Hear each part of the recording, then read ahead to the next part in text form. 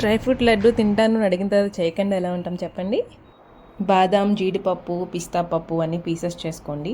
ఉంటే గుమ్మడి గింజలు తీసుకోండి, లేదంటే లేదు. 2 స్పూన్స్ గీ, ఇది ఫ్రై చేయడానికి నట్స్.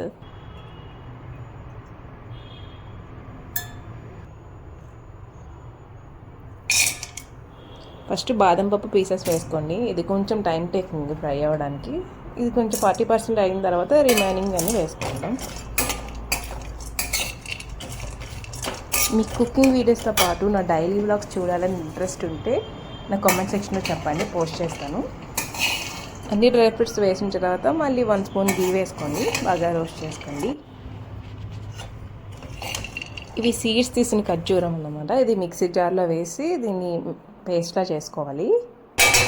డ్రై ఫ్రూట్స్ ఫ్రై అయ్యాక తీసేసి దాంట్లో 1 స్పూన్ గీ వేసుకొని ఈ పేస్ట్ దాంట్లో వేసి 2 మినిట్స్ ఫ్రై అయిన తర్వాత ఫ్రై చేసిన డ్రై ఫ్రూట్స్ వేసి బాగా మిక్స్ చేసుకోవాలి.